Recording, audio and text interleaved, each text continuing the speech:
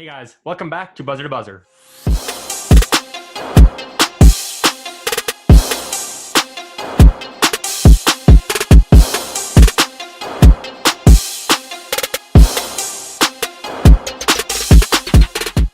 Welcome to Quick Take episode 23.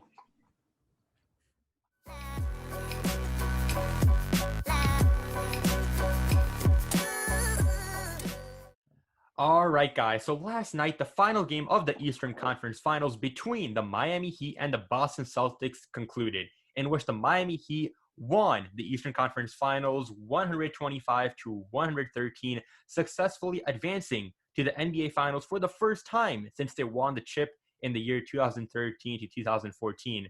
Now, guys, last night we saw some exceptional performances from players like Bam Adebayo, and the Celtics putting on a well-rounded performance as well. What are our main takeaways and key thoughts from this game? There really isn't much to say, to be honest. Both teams performed well. As you said, around Bam Adebayo was the best player on the Heat by far yesterday, and he showed it. Jimmy Butler played like he usually does. Tyler Hero, all the guys on the Heat played like they usually do. Same thing with the Celtics. It's not like anyone underperformed.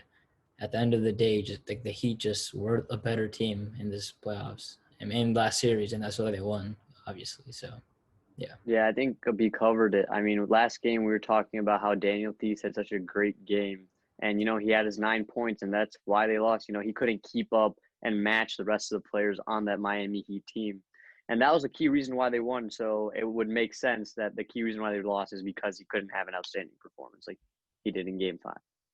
Yeah, the Heat just had more options this whole game. They have Tyler Hero, Duncan Robinson, Jimmy Butler, Bam, Jake Crowder, and Andre Iguodala, who performed pretty well last night too. The Heat just have so many options. It's impossible for the Boston Celtics to guard all of them at once. And, that's why the Heat won. It's not often that we are able to say this in sports that usually there's some extraneous factor or something else which plays a role in the game.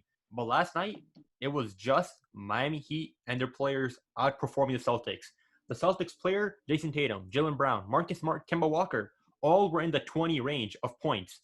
However, the Miami Heat just outplayed them, and that's the end of the story. With Bam Adebayo putting up 32, Tyler Hero emerging into a great star for the Heat, even though he's just a rookie. Crazy to think.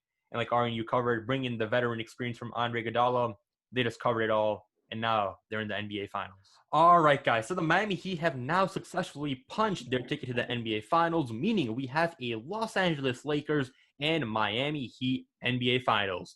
Now, guys, it's safe to say that nobody had the Miami Heat coming this far, and although some may have predicted the Lakers coming to this point, but I think we can all say that this NBA Finals is going to be one to watch, with LeBron James chasing his 4th ring and the Heat trying to make a statement as the number 5th seed underdogs. Now, guys, how about we get started by talking about our predictions for this series?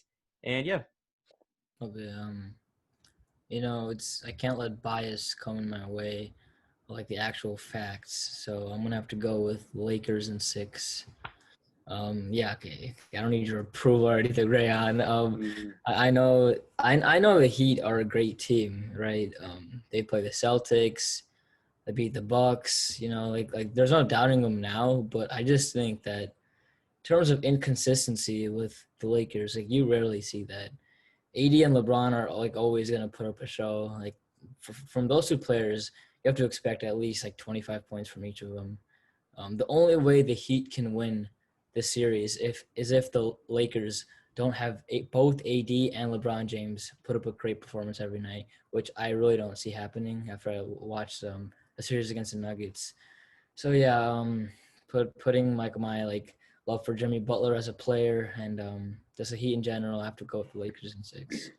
It's an interesting matchup because, you see the last Nuggets series, right? They only had Paul Millsap and Jeremy Grant were the primary defenders on LeBron. I mean, the Heat are so versatile, right? They can put Bam on AD. They can put Jimmy Butler on LeBron. They can put Jake Crowder on LeBron, who did a great job guarding Giannis in the second round. They can switch up defense really, really fast. And so, I think that's going to prove to be key for them. I still have the Lakers winning in 7 here, but I think the Heat are going to put up a great fight, and it's going to be a great series to watch.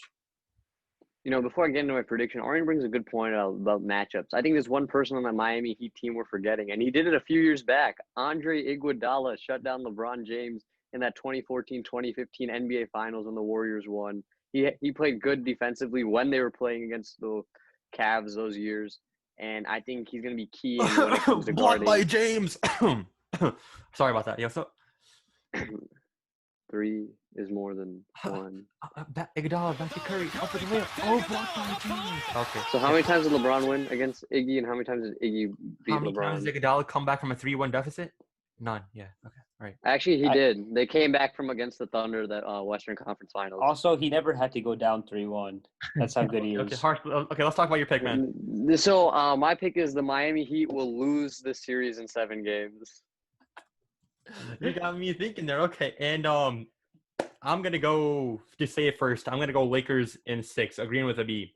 But you gotta acknowledge the circumstances that Jimmy Butler, going back a couple years when he was with the Chicago Bulls, him and LeBron, that used to be a great battle and duel to see. Like, I'm gonna give credit to Jimmy Butler. He can play defense along with other key players like Bam Adebayo.